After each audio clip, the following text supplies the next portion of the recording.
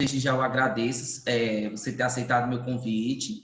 Fique à vontade para falar. Se você quiser me chamar para incluir alguma coisa, para falar, acrescentar, eu quero que você fique à vontade. Tá bem? Seja Tá. bem-vinda. Obrigada, gente. Bom dia. Eu me chamo Monalisa Maria, sou psicóloga, né? E eu acho que, como é que eu posso dizer, essa época, né, o que a gente estava vivendo, está vivendo agora, é uma coisa muito nova para todo mundo, né? E gera muita angústia. Uma coisa que eu noto muito, as pessoas muito ansiosas, muito angustiadas, né?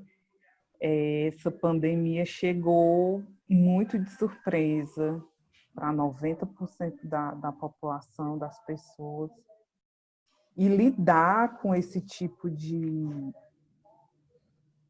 novo, né, que muita gente não viveu, que o que a gente sabe é só histórico, né, o que a história conta de pandemias e epidemias passadas,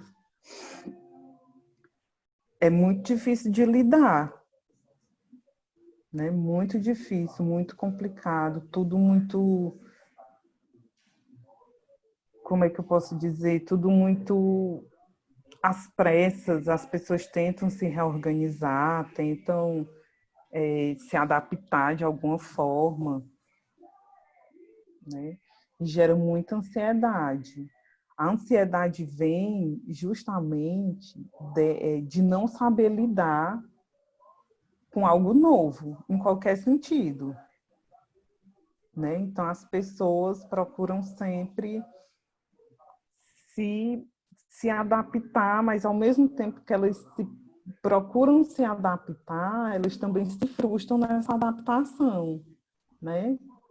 De lidar com essa situação, com as emoções, com os pensamentos, né? Se quem está realmente, como é que eu posso dizer, quem é que está realmente sadio, né, saudável, ao ponto de não transmitir, não ser infectado, não infectar, né? Tudo isso gera um pensamento muito angustiante, né?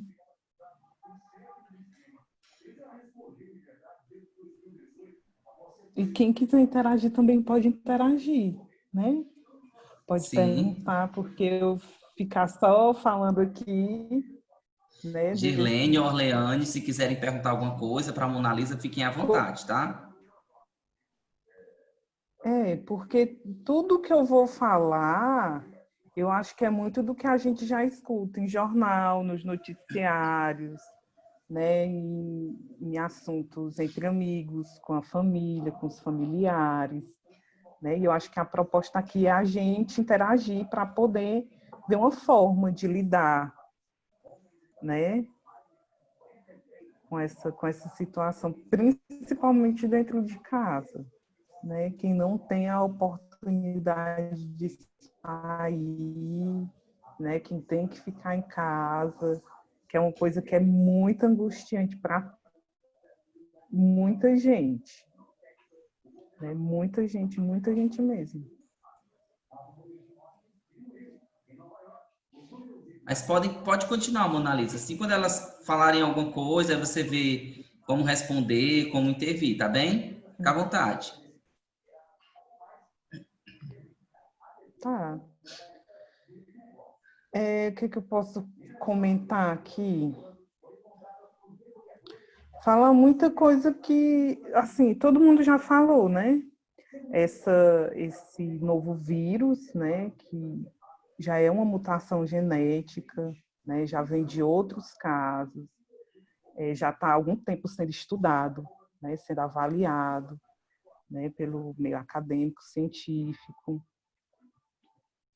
E que mais? O que eu posso falar também é das pandemias anteriores, né, que é o da gripe espanhola, que eu acho que foi uma das que nosso estado sofreu muito, né? Teve muitas mortes, muita coisa que não é tão diferente do que a gente vive. As pessoas usavam máscaras, que eu escuto muita reclamação, todo mundo dizendo que é muito ruim ficar em casa, usar máscara, porque incomoda, porque isso. Então, o ser humano, ele é muito adaptável, né? Alguns, né? Até se acostumar, até ver que aquilo realmente é necessário, né? Procurar não ficar ansioso ou ansiosa com essa situação, que muita gente faz sim, muita besteira. Eu já vi e li casos, né, principalmente dos profissionais da saúde, que alguns deles entram em profunda depressão. E existem casos de suicídio, né, de profissionais recém-formados que foram para a linha de frente e simplesmente se suicidaram, porque não aguentaram a pressão. Existe todo um contexto, né, que a gente sabe da saúde, que ela não dá conta. Não dá conta financeiramente, não dá conta profissionalmente, porque existe uma escassez muito grande de médico, né? Que tipo de profissional da medicina se forma, né? Será que o Estado, as faculdades dão esse conhecimento necessário, principalmente psicológico, lidar com as famílias, lidar com o doente, né? Não é fácil você ver um ser humano entubar outro, né? Quem sabe, quem já viu aí como é o processo de intubação, é uma coisa muito sofrida, né? Você dormir forçadamente para colocar um cano na sua boca, né? É muito forte, né? São Eu cenas muito acredito, fortes. eu acredito, Mona Lisa, assim, eu presumo, né, que seja ainda mais angustiante para a equipe médica e paramédica que foi solicitada para entrar na linha de frente, porque, assim, embora eles estavam em formação, né, gente que às vezes estava no nono, 10º semestre, por exemplo, de medicina, foi recrutado, eles estavam em formação para atuar com isso, mas é uma atuação forçada, né?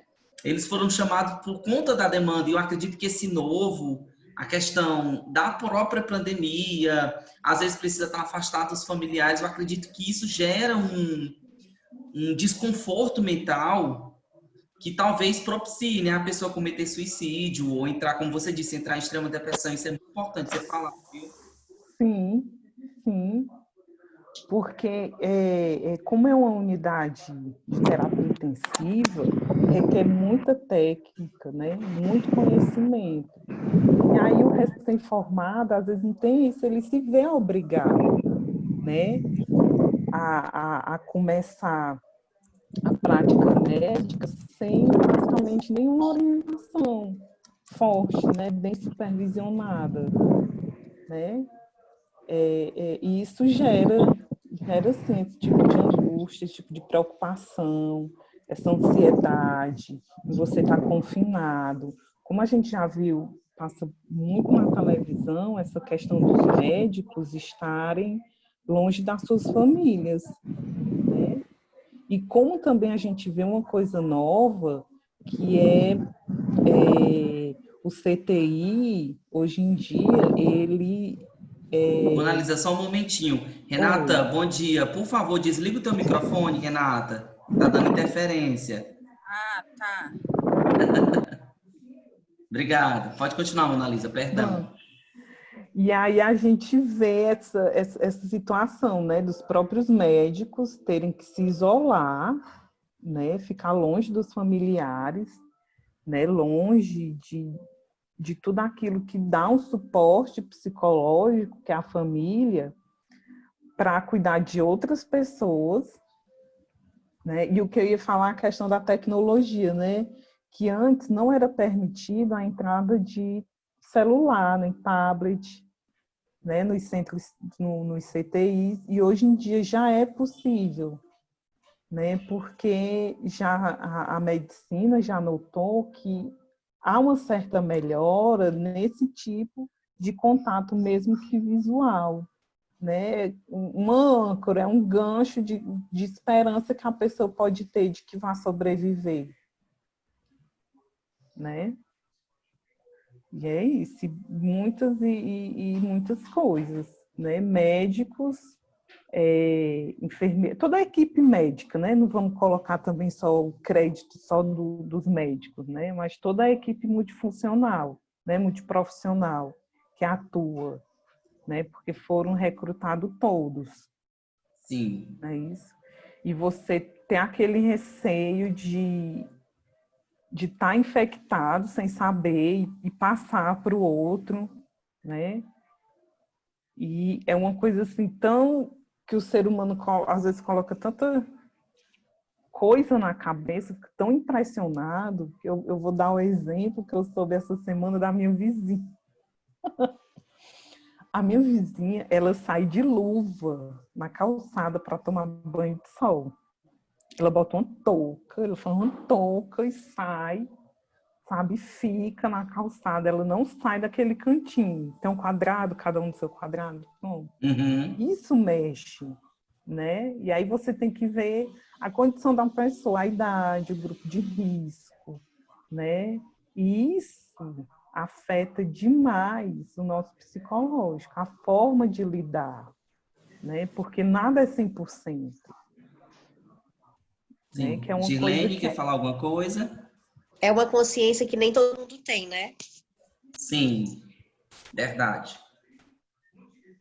E às vezes, Girlene, é uma consciência que a gente até falou na aula anterior, vai para o outro extremo, que o Gabriel falou, que a mãe de um amigo dele se parametra todo quando se parametra todo. A gente tem o Ministério da Saúde, onde a gente pode consultar que medidas tomar. Aham. Máscara, álcool 70. Aí tem gente que vai para o outro extremo. Tem gente que é desleixado demais, que não usa É, máscara, e fica ainda mais dificultado isso com o veto, né, presidencial. E tem gente que vai para o outro extremo, que é se parametrar demais. Tem gente que, se possível, sairia numa bolha, o que é verdade. desnecessário.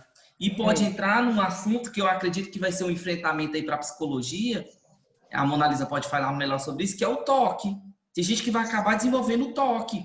A cada coisa que toca vai estar já tocando, tem, passando álcool, né?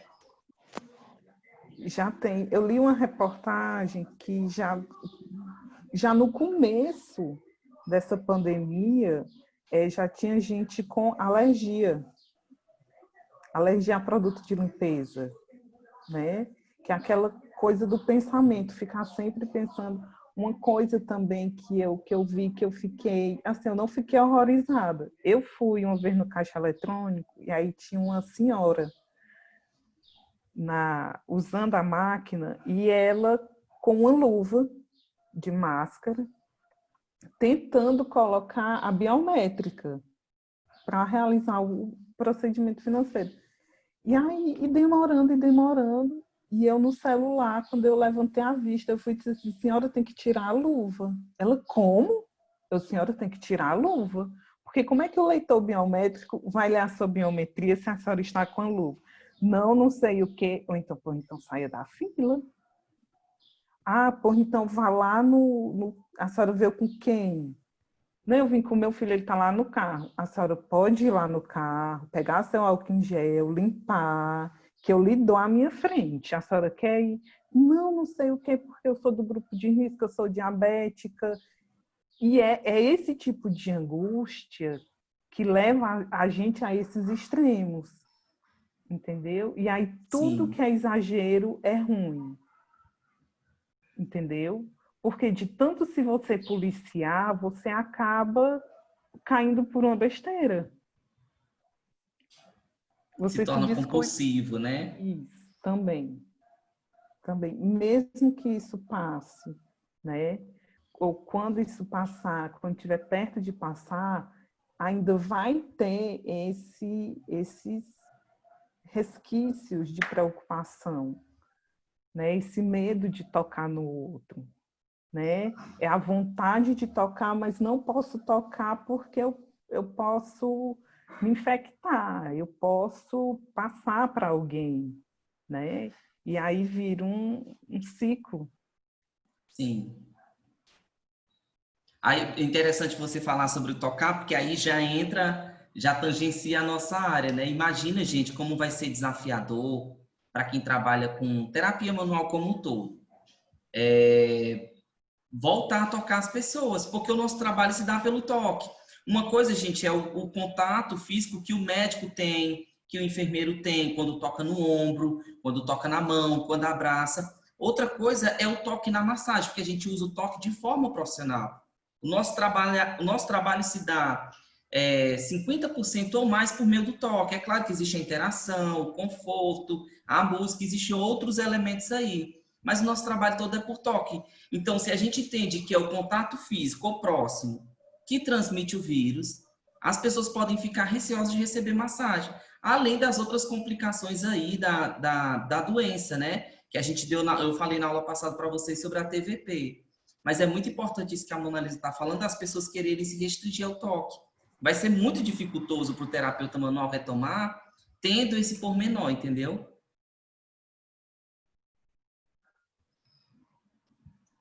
Que é uma preocupação, né?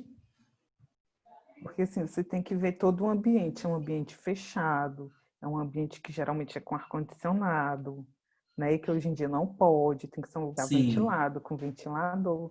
Então, acho que esse tipo de cuidado, né? Esse tipo de preocupação, todo profissional tem que ter, né? A gente também da psicologia, o ambiente é bem parecido, é um local fechado e tudo, apesar da gente não trabalhar manualmente, mas tem a proximidade, né? Sim. Tem e é muito do ser humano querer pegar, né? Querer estar Principalmente o próximo, cearense, né? querer essa cor de estar beijando, abraçando, chamando, vem cá, senta aqui, mulher, né? E até a troca de objeto também é preocupante, né? Trocar um celular, pegar no celular de outra pessoa. Sim, sim. Tudo é muito delicado, né? Tudo é muito novo. E eu acredito, Mona Lisa, que o enfrentamento dos profissionais da área da saúde é ainda mais dificultado pelas fake news. A gente vê muita fake news. Eu estava vendo esse dia que uma colega no Facebook compartilhou que tomar vinho era capaz de combater o vírus, de matar o vírus. Eu também ri quando eu li. O que foi que eu fiz? O que é que eu faço quando eu vejo essas coisas? Hum, Imediatamente eu vou na internet. Quando você coloca na busca, aparece uma lista de sites desmistificando isso, né? Desmentindo isso. Dizendo, não, gente, isso aqui não procede.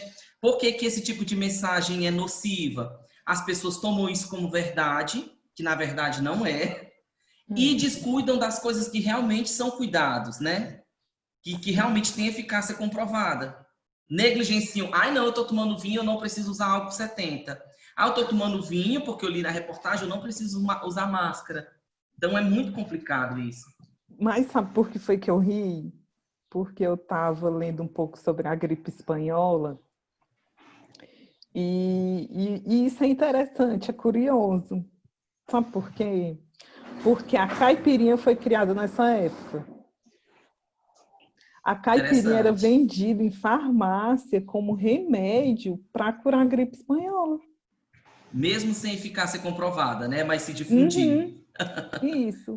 Mas só que Curioso. aí você vê que é o quê? Que é um contexto cultural, né? Se você for pegar assim bem na raiz assim da nossa cultura, porque limão com mel é bom para a garganta, limão tem vitamina C, vai acabar com a gripe, você É a está famosa gripado. medicina tradicional, né? Isso, Popular. justamente. Aí tem aquela coisa de que a cachaça, né, alivia a dor na garganta, né, o açúcar é bom para alguma outra coisa. E aí vão se criando essas crenças populares, né? Sim. Que são um tanto limitantes, né? Sim. São Teve limitantes. Ah. Pode falar. Não, eu ia dizer que teve muita morte, é tão tal que teve, é porque eu não lembro o nome do presidente da época, mas o presidente dessa época, ele morreu por conta disso. Né? O Ceará foi um estado tão sofrido nessa época que não se conseguia enterrar os mortos. Eram todos amontoados ali naquela região ali do Liceu, da Jacarecanga. Ali era um cemitério a céu aberto. Sabe, assim, não é porque era um descaso, é porque era muita morte. Às vezes, é como hoje em dia, às vezes a pessoa nem sabe que tem, aí sai, quebra uma quarentena, né? E pronto. Ou ficava tomando caipirinha, achando que ia ficar bom, né? Ficar curado, né? Morria embriagado, mas não ficava curado da gripe. Porque não tinha eficácia comprovada. Isso é bem similar, essa questão de... Vai ver, na época, existiam medidas, né? Paliativas. Olha, faça isso. Vai ver, existia, né? Eu nunca cheguei a ler sobre a gripe espanhola. Aí vai ver como se difundiu, circulou, olha, mesmo sem internet, né? Circulou essa história da caipirinha, que eu acho que foi só no boca a boca, né?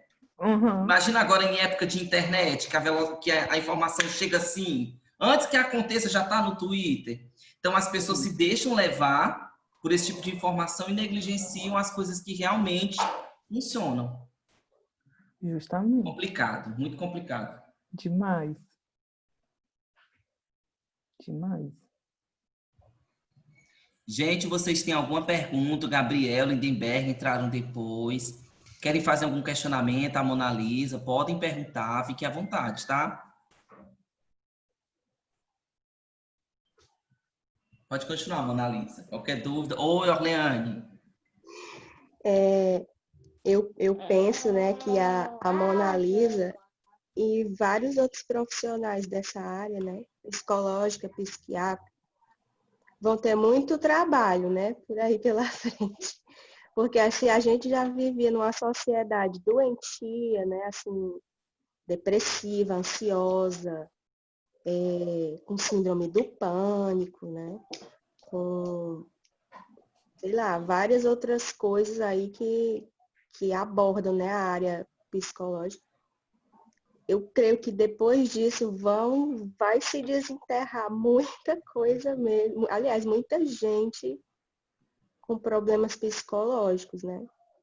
Porque a gente sabe que a nossa psique, né? Ela anda numa linha muito tênue, né? Entre a sanidade e a loucura. E aí você tem que manter aquele equilíbrio. Algumas pessoas têm essa capacidade de se trazer são, né? Não, vamos descartar esse pensamento, porque... A famosa resiliência, né? Isso. Vamos descartar porque não vai contribuir para nada, né? Vamos viver a vida de forma que saudável, né? Já tem outras pessoas que não, que se entregam, né? Se Sim. entregam de tal forma que ficam mesmo escravas daquilo, presas àquilo, né? Então, assim, eu creio que vão ter muito mesmo trabalho, né? Se já tinha, porque a gente sabe que já tinha muitos casos até de crianças, adolescentes, né? Com problemas, assim, psicológicos. Imagina agora, né? Depois de uma pandemia. E é uma coisa, como ela falou, muito nova. Ninguém nessa geração aqui viveu isso. Quem viveu isso foram os nossos antepassados, bisavó, né? Isso. Tal, mas a nossa geração nunca viveu uma coisa assim, né? A gente vivia muito na China. E eu, particularmente, pensava assim, não, tá lá na China, tá do outro lado desse mundo. Não vai chegar na gente, né? Tá rolando. Pois é, aí para você ver como é rápida essa disseminação. Em questão de 2 meses, né? 2 meses. Janeiro, fevereiro, e começou aqui já em março. Pois é. Mas tentando responder aqui, né, a Orleane. Orleane, eu adoro adoraria que todo mundo pensasse como você, certo? Eu vou já dizer por quê. Porque seria um avanço muito grande para o ser humano, para o próprio crescimento. Mas eu vou lhe dizer uma coisa, isso não acontece. Não por causa de uma pandemia como essa, né? Até mesmo porque nós já passamos, o mundo já passou por 2 guerras, né? Quantas e quantas mortes, né? Não vai ser uma pandemia dessa que vai fazer o ser humano ficar mais empático, né? Porque tem que partir da gente. A gente, como ser humano, é que tem que buscar isso. Eu adoraria ter, assim, muitos pacientes para preencher todos os meus horários a semana todinha, mas infelizmente isso não acontece. Não acontece, Mona Lisa, por quê? Porque a grande maioria das pessoas não querem essa busca, né? Porque como é que o profissional da psicologia trabalha? Ah, é só escutar. Ah, você é meio psicólogo, né? Que às vezes outros profissionais de outras áreas escutam, né? Talvez até um massoterapeuta escute isso. Ah, mas você escuta tanto, você é meio psicólogo. Não, porque a nossa escuta é uma escuta diferenciada, né? Muitos resquícios dessa pandemia, psicologicamente falando, vão reinar por muitos e muitos e muitos anos.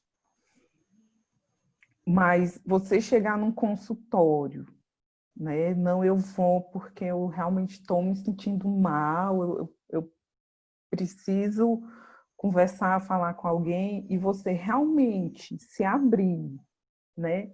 Se rasgar, falar tudo que você pensa, vou dar um exemplo, tudo que você pensa da sua mãe, que é uma coisa que a sociedade prega, que a mãe tem que ser amada, idolatrada, e às vezes você não gosta da sua mãe e você bota uma máscara para a sociedade totalmente oposta daquilo, ou se eu odeio seu pai, se eu odeio seu irmão. Eu estou dando esses exemplos porque é o que a sociedade que a gente vive mostra, que você tem que amar todos eles. E às vezes não. Existem esses conflitos dentro de casa, na escola. Por que você odeia seu professor? Ou então, por que você não se sente motivado? Né? Nossa, eu estou estudando para ser massoterapeuta. É a sua profissão. Você, por si só, tem que se motivar aquilo. Entendeu? E no consultório, na sessão de terapia, a gente faz toda essa desconstrução a partir do que o nosso paciente traz, certo? É um longo caminho, tanto para a gente como ser humano, como pessoa, mas também para quem é o profissional. A gente aprende muito, né? Às vezes abrir mão de uma coisa que você quer muito para ver outra pessoa feliz, nem sempre, né? Ah, mas eu já fiz isso. Não. No nível inconsciente, não.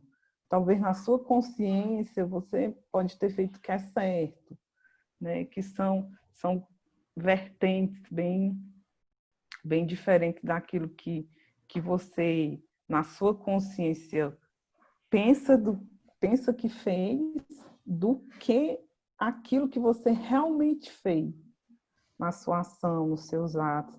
Então, eu acho que para a humanidade, ser humana, né, ser realmente humana, ter empatia, né, saber abrir mão, fazer aquela negociação nas relações, em todas as relações, mãe, filho, mãe, mãe, pai, irmãos, né? Um lado sempre vai sair ganhando e um lado sempre vai sair perdendo. Não vai ter aquela igualdade, né? Que é isso que a psicologia ela busca fazer. Ela busca o autoconhecimento, né? Você saber lidar com as emoções, né? Que é muito difícil para muita gente, por isso que ninguém vai no psicólogo, a grande maioria das pessoas não vão, né, porque não querem se conhecer, porque não querem se descobrir, e isso é muito ruim. Sim, Por se isso que a humanidade, enclausuram, né? por isso que a humanidade é desse jeito, né? Às vezes você está aqui, aí fica pensando uma coisa, nossa, por que que fulano fez isso? Ou então, por que que eu fiz isso com fulano? Eu acho que se conhecer verdadeiramente, né, buscar esse processo de descoberta das emoções, né, é isso que o psicólogo faz, né? O psicólogo, o trabalho dele é fazer essa descoberta. Se você vai ser uma pessoa melhor ou pior, não é o psicólogo que vai dizer, né? É você saber se colocar no lugar do outro, é aquela pergunta. Se você gostaria, né? O que eu quero para mim, será que é o que eu quero para o outro? Né? É muito A disso, famosa mas empatia, né, Mona? justamente. Mona Lisa, eu acredito, você falando aí, eu já fui um consumidor dos serviços de psicologia e eu acredito que o distanciamento da comunidade com os serviços psicológicos se dá pelo tabu. Tanto que quando alguém diz que vai para o psicólogo, a pessoa diz assim, ou então quando alguém recomenda, né? Não vou para psicólogo não, que eu tô doido, as pessoas, a gente tem um sistema, uma visão, uns preconceitos que se baseiam, eu só procuro a saúde quando eu estou doente. Aqui a gente não tem uma visão de prevenção, de tratamento, de acompanhamento, de cuidados de saúde. As pessoas só buscam quando precisam. Na verdade, a gente tem que tratar para evitar precisar remediar, né? Melhor É, prevenir que remediar. é. E eu me lembro que na época, quando eu procurei o serviço de psicologia, era porque eu convulsionei 2 vezes. Então, como eu estava com um nível de estresse no trabalho muito alto, propiciou isso e eu fui muito bem acompanhado do serviço de psicologia, tanto que nunca mais isso aconteceu, né? Aí eu achei interessante, Mona, porque tu puxou um gancho para uma coisa que eu gostaria muito que fosse enfatizado na nossa aula, gente. Isso vai estar registrado em vídeo. Nós não somos meio psicólogos por ouvir alguém. A Mona Lisa pontuou muito bem. Ouvir alguém não faz de você um psicólogo. Você pode ouvir o seu cliente ali numa sessão de massagem sem julgamento, mas você precisa ter cuidado com o que você diz, porque você não é um profissional de terapia de fala, né? Isso. Então Você isso é muito acolhe e escuta. sem o julgamento, né? Por É, exemplo, você tem princípio, por exemplo, vocês têm princípio que um relacionamento tem que ser monogâmico. De repente o teu cliente chega dizendo que ele vive num trisal. Não é seu papel julgar ou tentar dizer alguma coisa para esse cliente. Seu papel ali é atendê-lo, deixá-lo confortável, dentro da sua área de atuação também, né? Não invadindo a área de um colega e respeitando a sua. Aí, diante disso que a Mona Lisa pontuou, eu gostaria de perguntar, Mona, quando é que eu posso detectar ou identificar que eu tenho que encaminhar o meu cliente para um psicólogo? Assim, que sinais, que coisas eu posso perceber no discurso dele que pode me levar a dizer assim, olha, você já procurou em pensar um psicólogo? E que discurso dizer para o meu cliente não achar que eu estou dizendo que ele tem algum problema, que ele tem que tratar alguma coisa? Como dizer isso, em que momento identificar? dizer isso sem ter aquela resposta, eu não sou nem doido para ir no psicólogo, né? Isso, isso. Pois é muito delicado. É muito delicado porque a gente é responsável pelo que fala, não pelo que o outro escuta, não é verdade? Então, Sim. acho que tem que ter do massoterapeuta uma sensibilidade muito grande, porque assim, você acolhe a escuta, mas você pode fazer perguntas simples, né? Como se isso está lhe angustiando, se está lhe causando algum sofrimento, por exemplo, se está atrapalhando em alguma relação, né? Com a mãe, com o filho, com o pai, com o marido, com o namorado, com o cachorro, enfim. E recomendar, mas se a pessoa vier com essa história de que não vai no não sou doido, por que eu vou no psicólogo? E explicar, né, que a mesma coisa, como, por exemplo, a gente, como massoterapeuta, a gente cuida, né, a gente toca, é uma massagem, né, profissional, requer um estudo. Então, a psicologia também é isso. É como eu estava falando, você vai para falar tudo que você pensa, tudo que você sente, principalmente, né, que é aquela história. Vamos supor que está lá no atendimento de massoterapia, aí o seu cliente chega e diz que odeia sua mãe. Nossa, eu odeio, minha mãe é uma tirana, não deixa isso, não deixa aquilo. E começa a falar, né? E aí desconstruir isso, procure Você já pensou em um psicólogo, que é o profissional recomendado? Eu sou massoterapeuta, mas eu conheço fulano. Posso perguntar ao meu professor, que tem mais indicação, né? Lá, e ir desmistificando todo esse processo que a sociedade construiu ao longo do tempo, né? E outra coisa Sim. também, você já disse que fez, eu também já fiz terapia, né?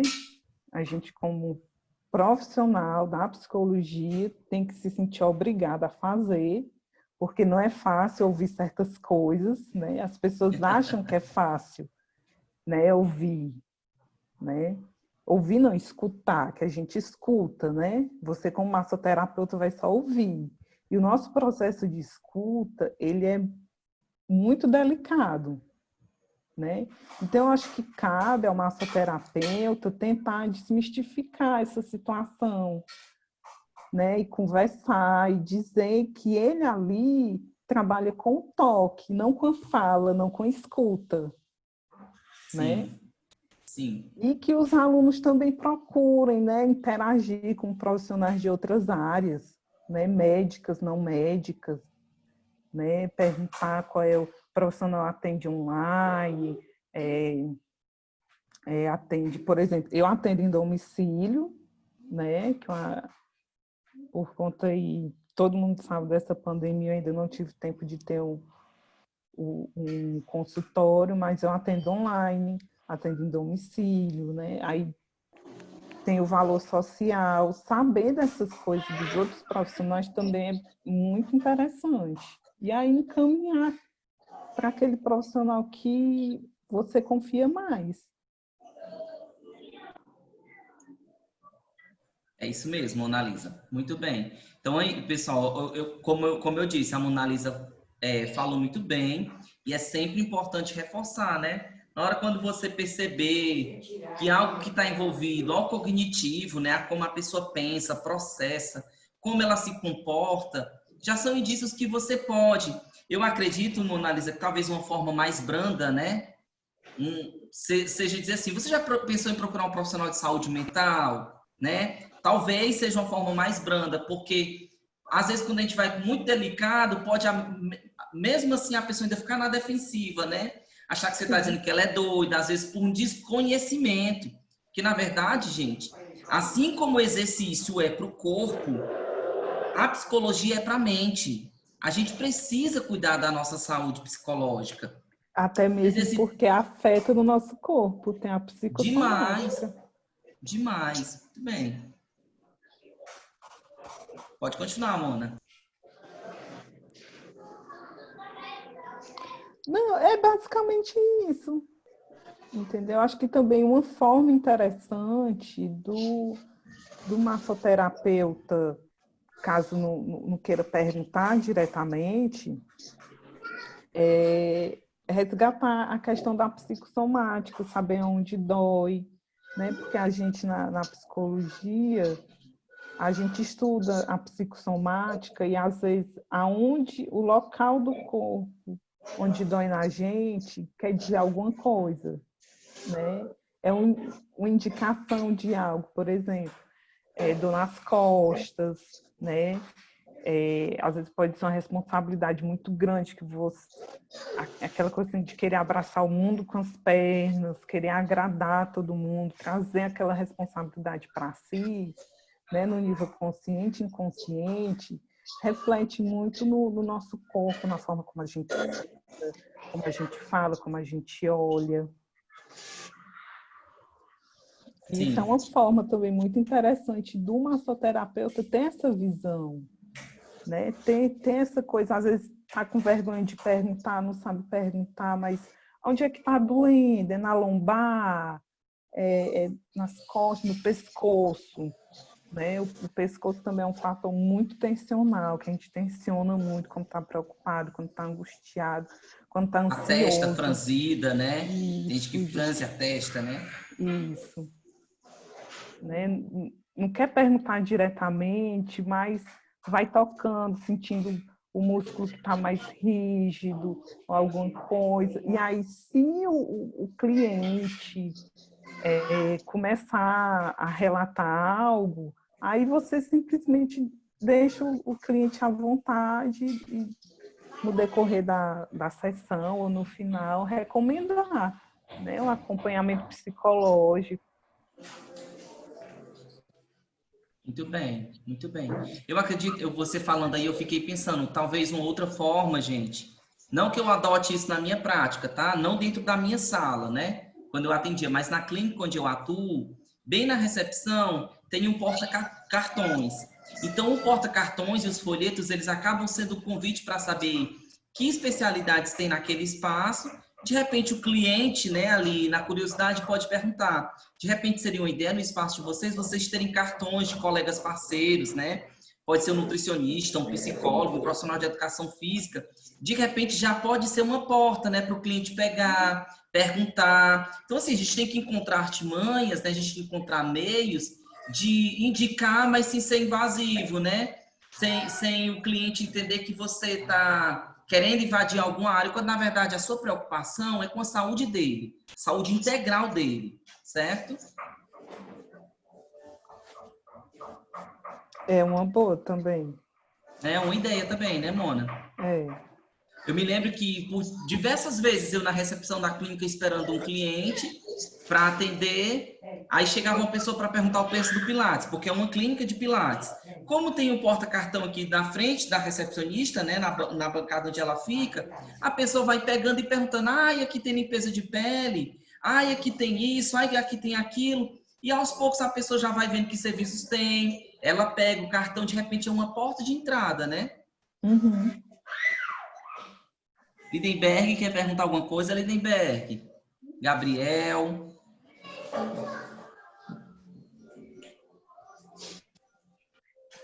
Renata, Girlene, Orleane. Podem perguntar, gente, fica à vontade.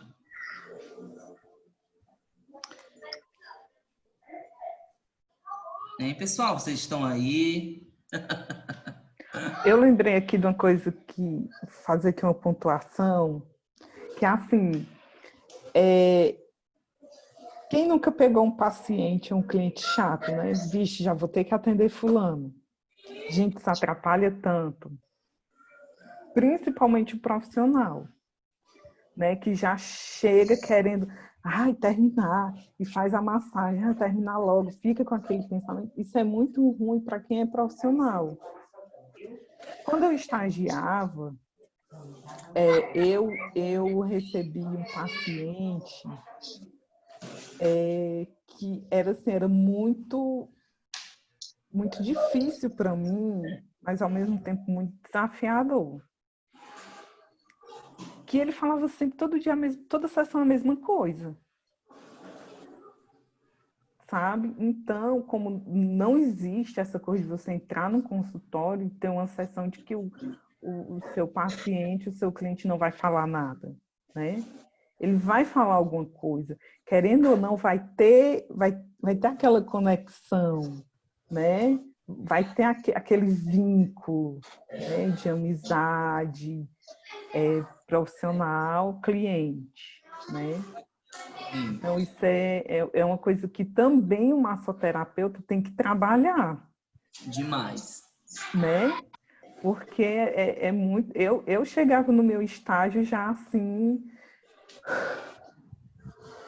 Aquela pessoa que tem aquela energia que a sala é toda branca, mas a pessoa chega, você já fica triste, sabe? Tudo ali acaba, tudo fica parado, né? Que eu acho que já deve ter acontecido com vocês, aquela pessoa que já chega cansada, né? Fingindo alegria, que não quer estar ali, que quer se livrar. Eu já passei por isso, né? Como também tem aquele paciente que se você deixar ele fala, fala, fala, fala, fala, fala, fala. Se você não apontar para o relógio, diz assim, fulano acabou, chega, né? São só 50 minutos. Né? Sim.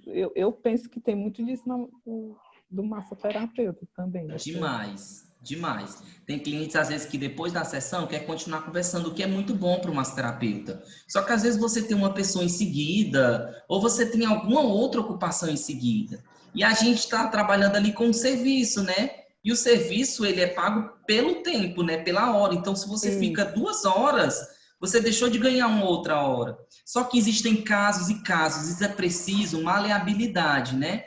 Às vezes a pessoa não está no bom dia, às vezes ela quer conversar com você, ela só precisa de alguém que a escute naquele momento, né? Você não vai dar um aconselhamento para ela como seria na terapia de fala, né? Dentro da psicologia. Você vai ali só escutar, ouvi-la, né? Você vai só ouvir a pessoa. Então, assim, acontece demais, Mona Lisa. Durante a sessão, tem gente que às vezes chega, deita, é atendido e vai embora.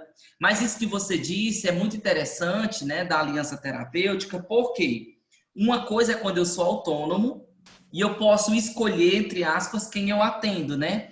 Agora, imagina, como eu sempre digo para eles, né, para os meus alunos, que a Prefeitura de Fortaleza ela tem seleção para massoterapeuta. Lá, quando você for trabalhar no hospital, você não escolhe quem atende, não.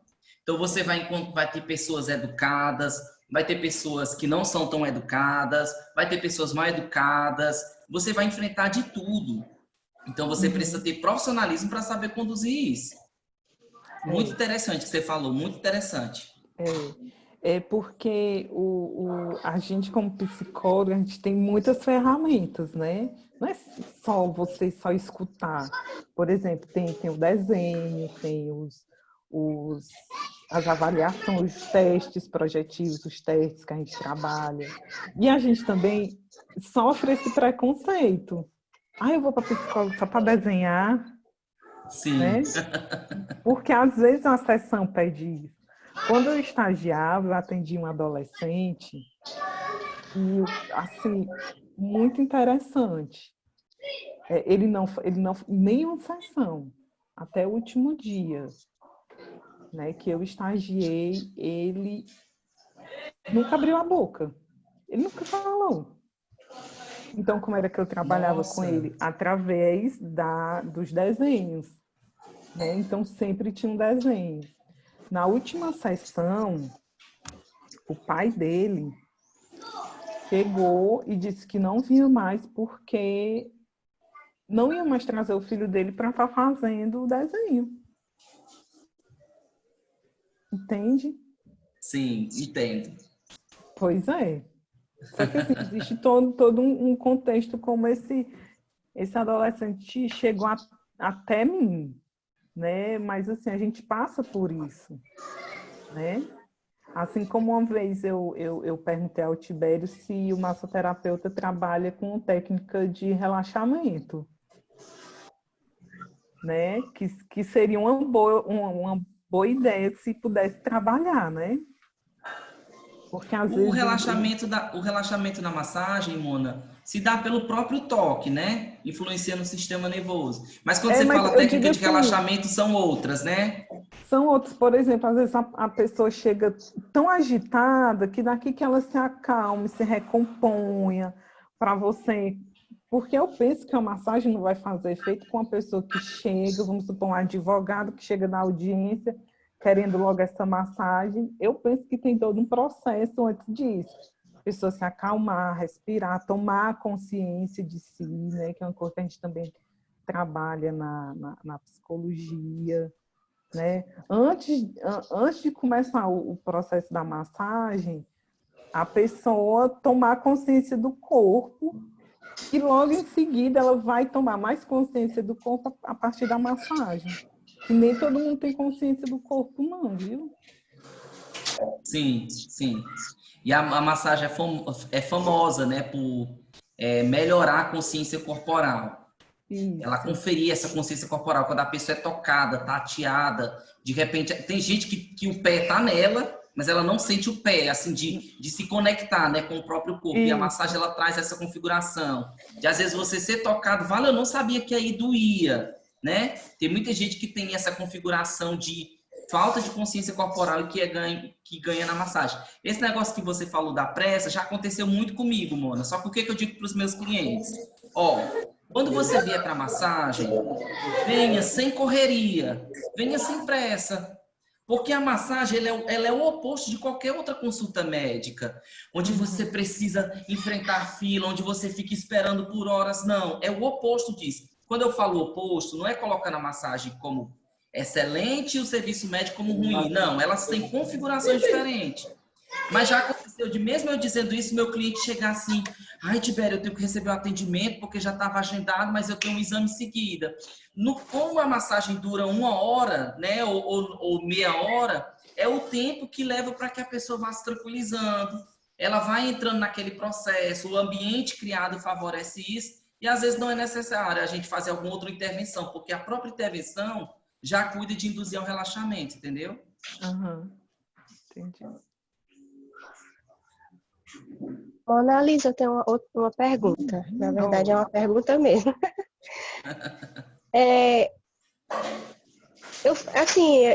Até já comentei, né, com o Tibério e os colegas aí, que eu já fiz 2 anos de psicologia, né? E aí depois eu tranquei. E aí tinha alguns professores que sempre falavam assim, gente, pode ser que daqui para vocês terminarem o curso, vocês, sei lá, adquiram algum tipo de Transtorno. Isso, transtorno. Sei lá, um toque, ou uma depressão, uma síndrome do pânico, não sei. Porque existe essa coisa de, como você falou, de se descobrir, né? De se entender. E eu queria saber se isso realmente acontece, assim, porque eu tenho uma tia que ela fez o curso, né, de psicologia, hoje ela é formada e tudo, mas eu lembro que ela, antes de terminar mesmo o curso, ela adquiriu um transtorno, né? E aí eu não sei se isso foi por conta do curso ou se foi por outros motivos, né? Eu fiquei pensando, será que isso é mesmo? Isso é verdade, né? Aí é onde entra que principalmente o psicólogo, o estudante, né? Eu lembro que na minha primeira semana de aula, muitos professores enfatizavam, façam terapia. Não está, façam terapia, porque, primeiro, a gente lê coisas que assim, muita gente não lê, né? Muita coisa na filosofia, filósofo tal pensa assim, assim, assim, a questão do método, a questão que Aristóteles traz. Então, isso já afeta um pouco, né? E nem todo mundo é preparado para ter uma leitura dessa, né? No começo da minha graduação, um filósofo que eu li muito quando eu era adolescente foi o Nietzsche. E ele é muito, assim, muito forte, né? Imagina para um cristão ouvir que Deus está morto, ele nunca vai entender essa frase, entendeu? Ele vai fazer de tudo para provar que Deus está vivo. Não, mas Deus está morto, né? Você, como já fez 2 anos de psicologia, deve entender muito bem essa frase. Então, acho que já começa aí, não é um transtorno, alguma coisa. Eu penso que é porque o nosso conhecimento aflora mais quando se, né? E aí é onde entra que você tem que fazer terapia, entendeu? Talvez o erro dessa profissional tenha sido não ter começado logo a fazer terapia, entendeu? Porque são coisas assim que nem todo mundo está preparado para ler, nem todo mundo está preparado para ouvir. Eu vou dar um exemplo. Eu estava no meu estágio e chegou uma adolescente linda. A menina tinha, na época, 16 anos.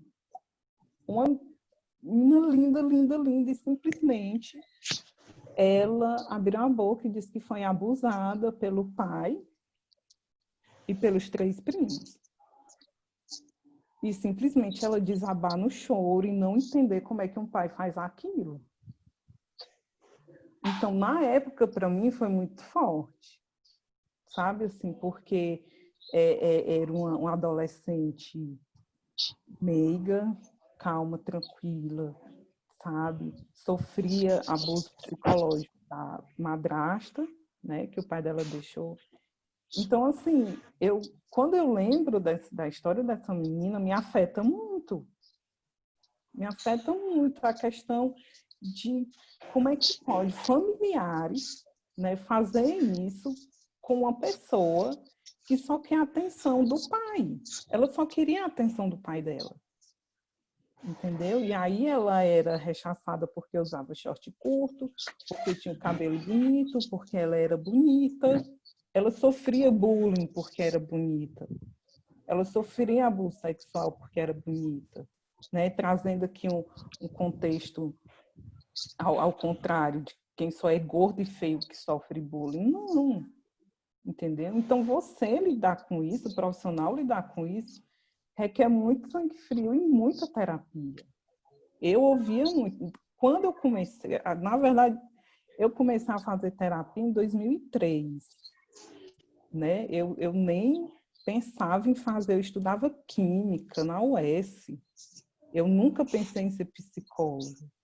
Né? Então, eu acho que é um contexto, Orlando, que você tem que entender, né, toda a história dessa pessoa, desse profissional, entendeu? Que vai muito por isso. O que é que o psicólogo faz? Você que já estudou 2 anos.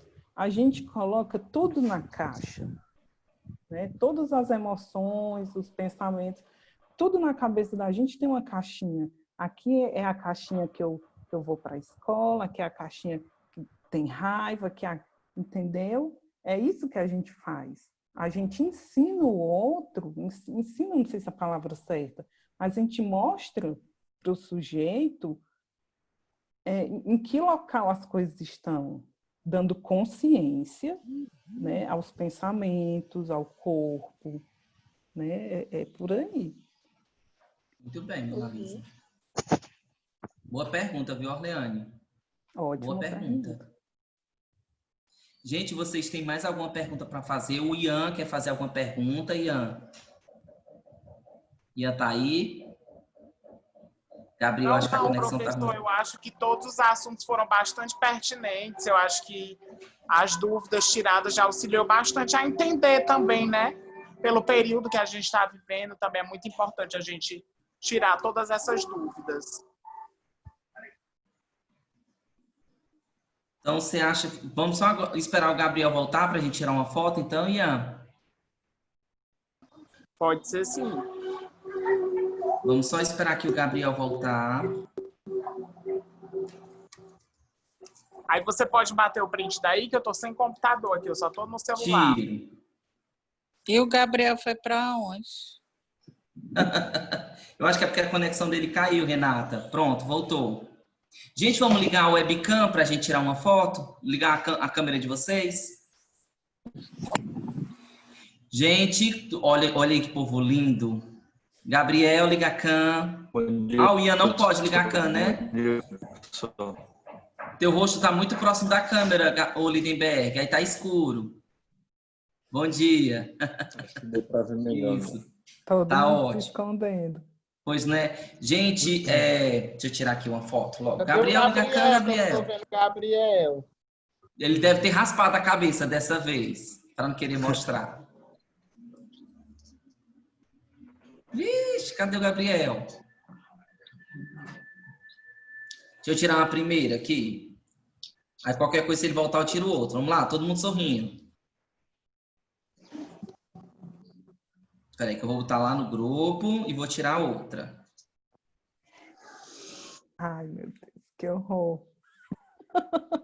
Deixa eu tirar outra. Deixa o Gabriel... Renata, liga cá, Renata. O Gabriel nem ligou. Isso, Gabriel, liga cá. Cadê o Gabriel? Ficou escuro agora, sem foto. Eu acho que é a internet dele. Deixa eu tirar aqui outra. Qualquer coisa eu pego uma foto dele e colo. Vamos sorrir.